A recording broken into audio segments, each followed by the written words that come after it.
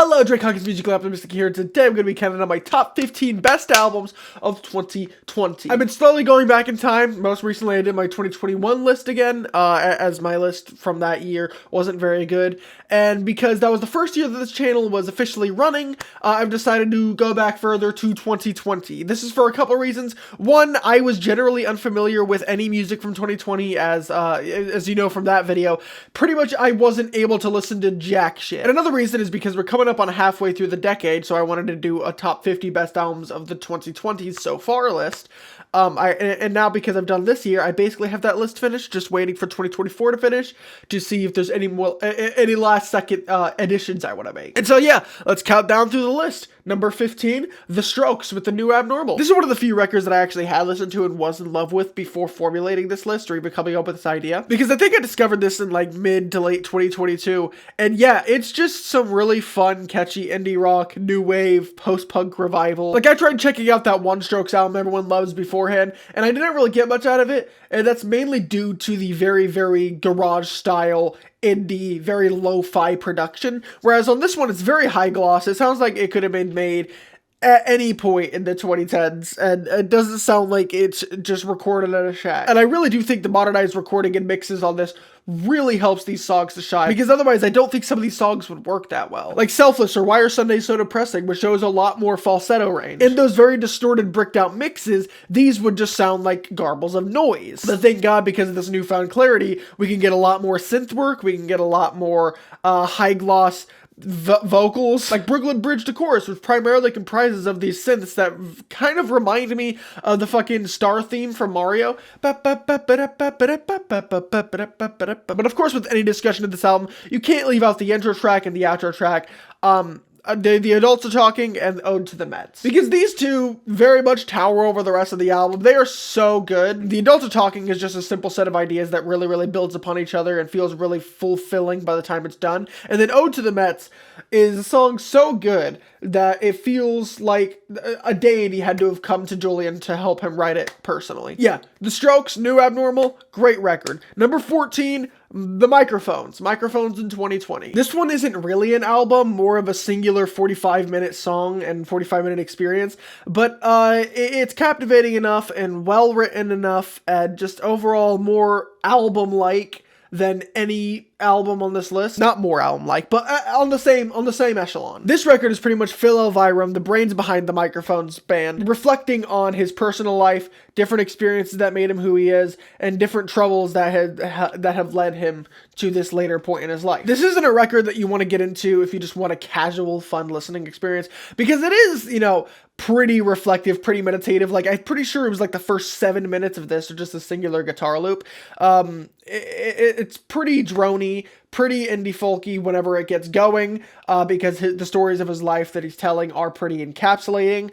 But yeah, there's really not much to say about this because it's a singular piece, and it's one of those that no talking about it will do it justice, and you just have to sit down and give it your time, and because it will engross you, unless you don't like drone music, in which case you may not, because some points are pretty drony and repetitive. And yeah, you may not like it if you don't like that. But I thought it was pretty damn incredible. And then at number 13, Freddie Gibbs and The Alchemist with Alfredo. Freddie Gibbs released a fantastic record in 2014 with Pinata, and he released a few decent records after that, but pretty much he was kind of known as a one album wonder from what I could tell. And then he released Bandana, a follow-up with Madlib, and every album since then has gone somewhat big, has had a lot of appeal, and a lot of people have been heralding him as a big force to be reckoned with in the field of hip-hop ever since.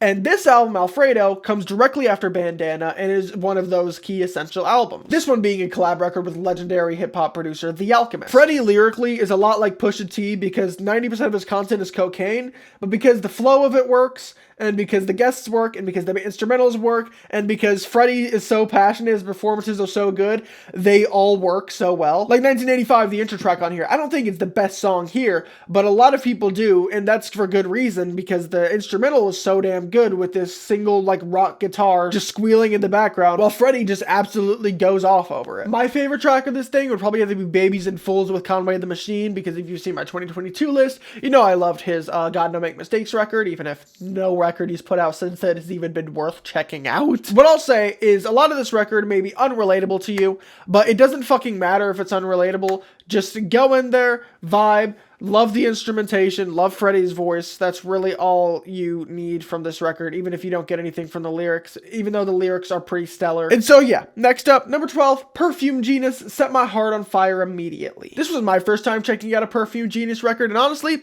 it was pretty fantastic. Like, this isn't a record that's gonna jump out at you. This isn't a record that's gonna, like, absolutely blow your mind or anything. It's just really, really well done, like, chamber pop, art pop, very atmospheric type balladry. Many of these tracks also seem to have some sort of ambient edge to them as well, with passages just kind of flowing seamlessly into one another, and they're not being the most concrete of structures. Like, yeah, you will have choruses, you will have well-defined verses, you'll have stuff like that, but all this record just feels like it kind of flows together in one seamless experience that just awes you from front to back. Again, not much to say about this one. It is just another record that you just kind of have to listen to for yourself to get the full experience of. But I mean, you can say that about literally any album. This one in particular, I very much recommend just listening to it because it is such an atmospheric, ambient, pretty ethereal experience. Number 11, Fiona Apple, Fetch the Bolt Cutters. Fiona is in that one category of artists that I would love had I checked them out. And I finally got around to doing it with this record because I needed to. For the most part. And yeah, unfortunately, I can relate a bit too hard to this. A lot of the lyrics about the heavier topics such as abuse or about just resentment towards people who have everything yet pretend like they have some fucking problem to complain about on Relay. Way too fucking relatable. And not to mention, the raw, very rough around the edges presentation of this record is just fucking immaculate as well. Like, the percussion literally sounds like fucking tin cans or just like stuff that you found in your cupboard and kitchen just banging against the wall. And then the piano work on this thing is incredible. Knowing her background of making this piano balladry stuff since the literal 90s, I would expect an album from 2020 to have excellent piano work too. But oh my god, that piano line on Shamika, the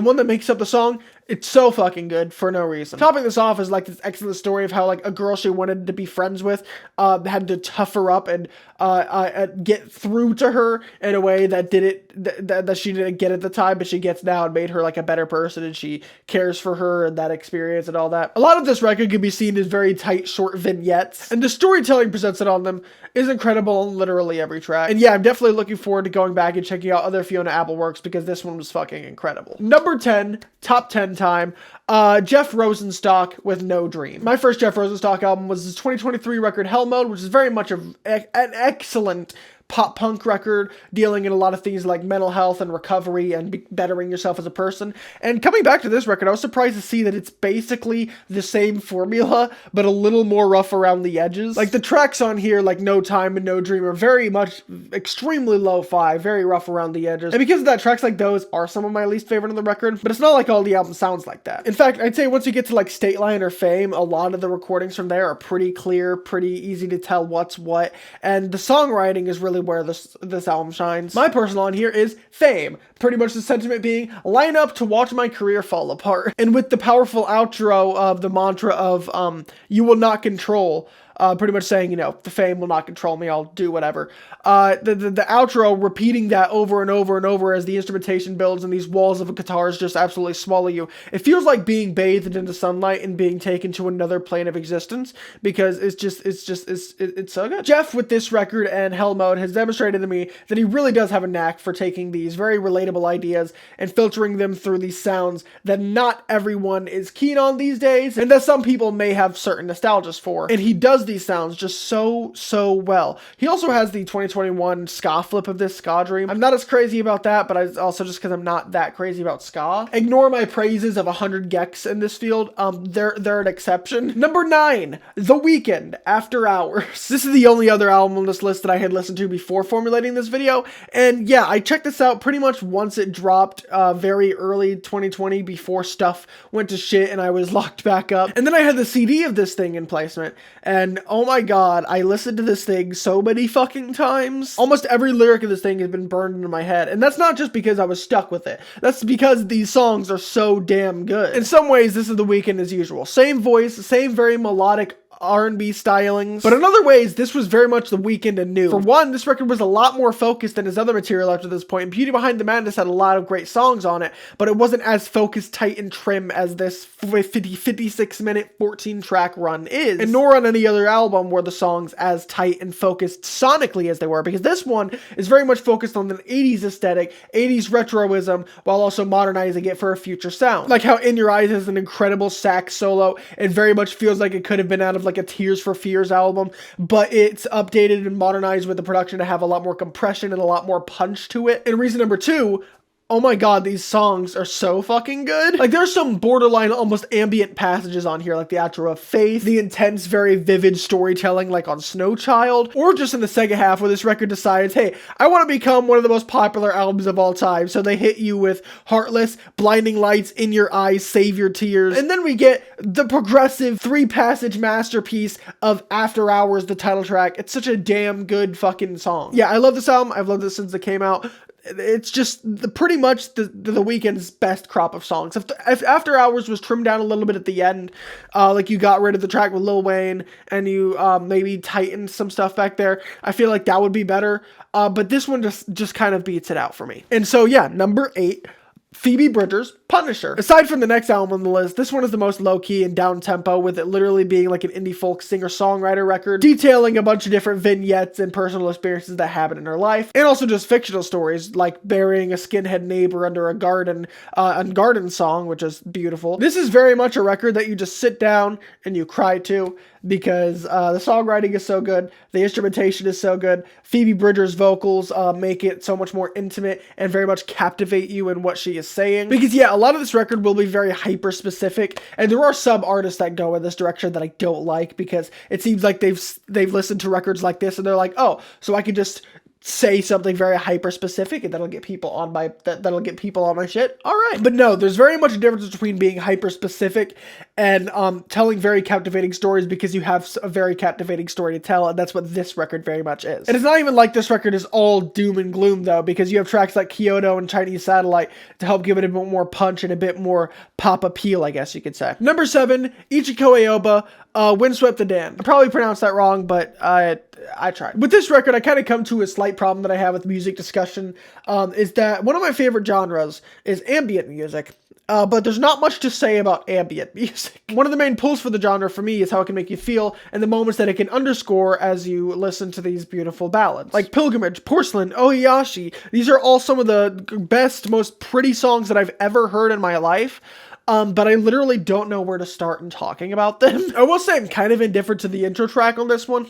Like, it's still pretty and a good way to start out the record, but it's just not really my favorite. But for most of this record, I'm pretty much just wowed and in awe of the utter beauty and just atmosphere that this record presents, with very minimal instrumentation, like acoustic guitar, some touches of strings, and just her voice. Like I said, not much to say about it, because there's not even lyrics I can cover like a grouper record would, because unfortunately it is in Japanese, so I don't know what's going on. But just like Power Rules works, I don't really need lyrics to understand just how incredible the songs are. Number 6, Charlie XCX, How I'm Feeling Now. This record is important for a few reasons. One, it's Charlie following up the epic, grand, multi-million-dollar-esque party that was her Charlie record in 2019. And 2, this record is considered to be one of the first quarantine albums. That is, an album directly made in response to quarantine. A thing that I completely fucking missed out on, being in placement for most of my goddamn life. So, I can't go anywhere? Haven't been able to go anywhere since 2013. I don't know. So while I couldn't relate to the circumstances that brought about this album, I very much can relate to a lot of the feelings and ideas expressed in these. Love, longing, lusting, just wanting to fucking get out of your cage and just do something. Pink Diamond is very much an anthem for that, pretty much being locked in a cage like a tiger, pacing back and forth, wanting to just get out and do something. Anthems is very much the same energy, but more of a party song and directly in relation to, I want to feel I want to feel the heat on my body. I want to go to places. I want to have, I want to feel the close proximity of people while we just go fucking crazy. And of course, because you're quarantined and locked up, you can't really see the people you love, so you have tracks on here like C 2.0, which is a flip of Click, which is pretty much her saying, I miss my clique. I miss the people that I hang out with and that are cool and awesome and sick. And then you have straight up love songs like 7 Years or Detonate, kind of, or Party For You, which, yeah, the big refrain at the end kind of sounds like she's saying potty on you because she's British, but like it's still pretty, it's still enthralling, it's still beautiful. It's still great. And being a 100 gecs fan, I absolutely love Dylan Brady's production on Claws and the other tracks he produced on, but Claws was very much the most evident that this is 100 gecs in this era. Which, yeah, you can roast me in the comments for liking 100 gecs and not liking AJR, because apparently those two are equally annoying to you guys. I teased forever ago that I would do a video talking about why 100 gecs works for me and AJR doesn't, but I keep falling into the pits of depression and not being able to do anything for months at a time, so who fucking knows that that'll ever happen. But yeah, this record, a lot more concise, trimmed down, and rough around the edges than Charlie was, but it's almost as good. Top 5 time. Number 5, Black Dresses, Peaceful as Hell. I put Black Dresses' 2021 record on that list, and I'm putting their 2020 record on this one, except much higher because, oh my god, the songs here are so good. These things are so catchy, these things are so brutal, these things are so but also, they're so fucking kind based on the title, you can tell that. Like, there are literally songs on here about how awesome friendship is. Like, the choruses on here are so fucking sticky for an industrial record. Do I creep you out? Do I creep you out? And on some albums, maybe I would say the very rough production would be a bit of a turnoff for me. But there are albums like this one and Scaring the Hoes that just absolutely do it for me with their very rough around the edges, noisy production. Not noisy because it's intentionally going for a noisy sound, so like not clipping, but noisy because it sounds kind of shittily mixed. If you don't like noisy music, this is not going to be for you. But if you love a bit of punch and a little bit of grunge and maybe a little bit of just people yelling at you, you'll love this. Number 4, Jessie Ware, What's Your Pleasure? This one, not a whole lot to say about it because it's not doing anything radical. It's just dance pop. It's just old school disco. It's just a damn good, catchy little, like, soul almost. Like soul dance disco. It's so beautiful. Every track is so good, like Adore You, Ooh La La, Soul Control, and also these fucking bass lines. And tracks like Remember Where You Are feel so theatrical with their group vocals and their string passages that just feel like the ending of a giant play or musical or some big event that you've been looking forward to forever, and it's finally over. And it's so excellent. It was great while it was on. That's pretty much what this album is. Very short, very, very, very tight. Well, it's an hour long, but it doesn't feel like that. Literally, I don't know what all I can say about it, but also I'm trying to rush through it because I've been recording for a fucking hour. And I don't want to be recording anymore. So let's get this done. Number 3, The Koreatown Oddity, Little Dominique's Nosebleed. I was expecting to like this album when I checked it out, but I wasn't expecting to like it this much or for it to be as fucking weird and surreal of an experience as it was. Like, for jazz rap, for an abstract hip hop record, this thing is weird. Like, he'll be rapping about different memories about car crashes and stuff that he had that changed his life. Like some that pretty much gave him like a permanent nosebleed, which is what the Little Dominique's Nosebleed is referring to. And during these descriptions, you'll hear in the background, or it'll just straight up cut to that scene, like people acting it out with sound effects and like almost 70s movie style soundtrack horns in the background. It just feels so weird. It feels like it feels like reality warping and you getting visions into this dude's memory. It's so strange. Like, I literally can't put it into words. On top of that, the imagery and the lyrics are so vivid and raw that of course you feel like you're there. Not even talking about, oh, we just hard cut into this. Of course you feel like you're there because he's giving you every little detail you could ever need to picture yourself in these very odd situations. Not every track focuses on this, of course. You have Weed in LA, which is talking about, I heard they're legalizing weed in LA, so why don't you free everyone who is selling it? And then you have tracks like Lap of Luxury, which is like, all this bad stuff may have happened, but look at you have all these modern amenities and you have everything that you could ever want at a younger age. You're basically living in the lap of luxury, even if you're not in the lap of luxury. And then you have the Attention Challenge, which is something. I don't think it's trash. In fact, I would have to listen to it a few more times to fully get my opinion on it. But it definitely says a lot of different things. And it is very something. It basically lists a lot of different things out and says do blah blah blah blah blah for attention. Like men wear a dress for attention, or shake your fucking ass for attention, or a bunch of other stuff. But it's all across the spectrum of what type of things they're talking about, and they don't actually say whether or not they are for that or against that, or they think you're less than. It's very much just presenting something as is, and it's kind of up to you to determine whether or not they are like the homophobic, hateful, whatever. I personally think it's just like a silly little interlude that's 6 minutes long, and it's like a fun little bright spot in the album, I guess. Because honestly, if there weren't out front moments like that, this record would probably be a little bit lower, because it is such a weird album, so having normal spots here and there definitely helps this thing feel a lot more accessible and like easy to get into. Otherwise, fantastic, pretty much perfect album. Number 2, Clipping, with Visions of Bodies Being Burned. This is their 2020 follow-up to their 2019 horrorcore inspired record,